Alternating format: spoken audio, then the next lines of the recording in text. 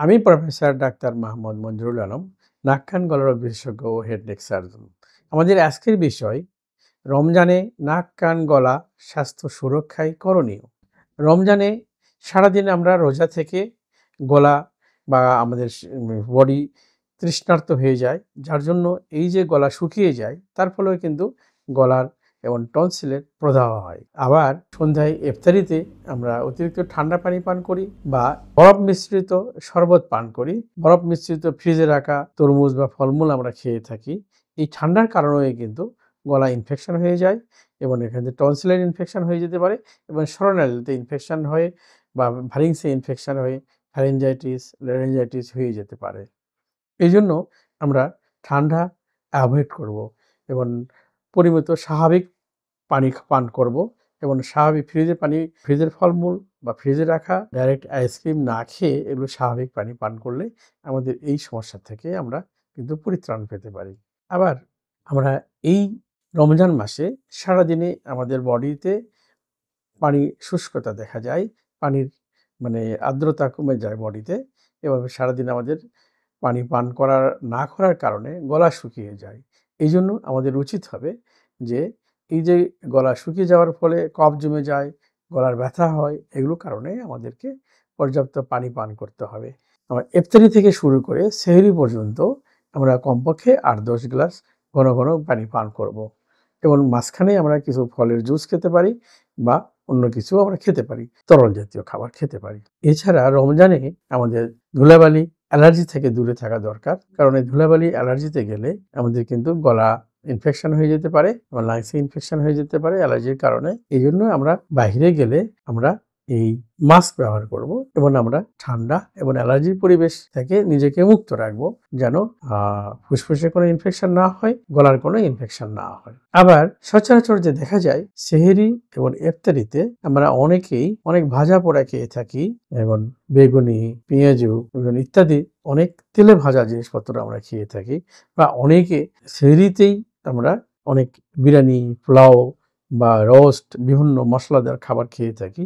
এই মশলাদার খাবার এবং ঝাল জাতীয় খাবার একেবারেই পরিহার করা উচিত। আবার এর সাথে সাথে অনেকে কোল্ড ড্রিঙ্কস খেয়ে থাকেন, এটাও কিন্তু আমাদের গ্যাস্ট্রিক রিফ্লাক্স করে। আর এই যে মশলাদার খাবার এবং এগুলো আমরা ইফতারি এবং সেহরিতে একেবারেই পরিহার করব। তাহলে আমরা কি পান করব? আমরা সবুজ ফলমূল জুস বা সবুজ ফলমূল আমরা খেতে পারি, এর সাথে সবজি এবং আমরা পর্যাপ্ত পরিমাণ এই পানি পান করব।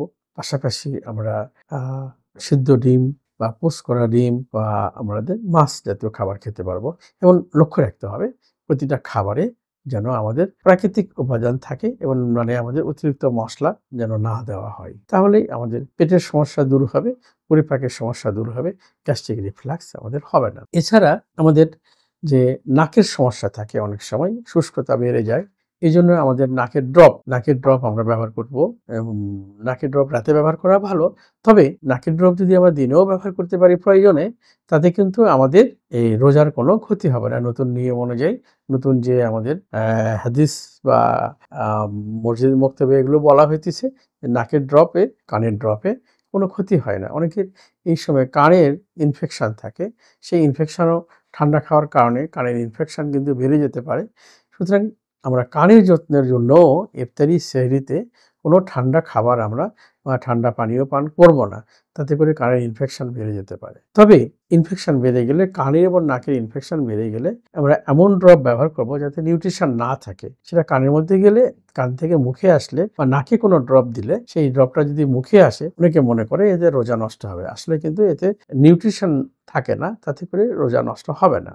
এছাড়া আমরা কিন্তু সেহরির সময় এবং ইফতারির আগে পরে আমরা ব্রাশ করব, কারণ সারাদিন আমাদের না খেয়ে থাকার কারণে এবং গলা শুষ্ক হওয়ার কারণে মুখের দুর্গন্ধ হতে পারে। তো সেহরি এবং ইফতারির শুরুতে যদি আমরা ব্রাশ করে থাকি, তাহলে কিন্তু আমাদের এই দুর্গন্ধটা অনেক সময় হয় না, আমরা প্রতিরোধ করতে পারি। এছাড়া এই আমাদের রমজানে দেখা যায় যে অনেকের ঘুমের সমস্যা হয়, যে অনেকে লেট করে ঘুমাতে যায়, আবার সেহরিতে আবার উঠতে হয়। এই ঘুম যেন আমাদের ঠিক থাকে, সেজন্য আমাদের তারাবির পরেই আমাদের ঘুমিয়ে পড়তে হবে এবং পর্যাপ্ত সময় নিয়ে ঘুমাতে হবে। অন্তত যদি আমরা 9টা-10টার দিকে যদি ঘুমাতে পারি, তাহলে আমরা সেহরিতে 4:30 বা বিকাল ৫টা রাত সন্ধ্যা সকাল ৫টা পর্যন্ত আমাদের সেহরির শেষ টাইম। এর মধ্যে আমাদের মোটামুটি ৫-৬ ঘন্টা ঘুম হয়ে যায়। তারপরে আমরা ইবাদত এবং ফজরের নামাজ পড়ে আবার ঘুমিয়ে যেতে পারি। তাতে করে আমাদের ঘুম যেন ঠিক থাকে। ঘুম হলো আমাদের অত্যন্ত প্রয়োজনীয়। রমজানে আমাদের ঘুম নষ্ট করা যাবে না। পর্যাপ্ত পরিমাণ ঘুম আমাদের জন্য অবশ্যই দরকার।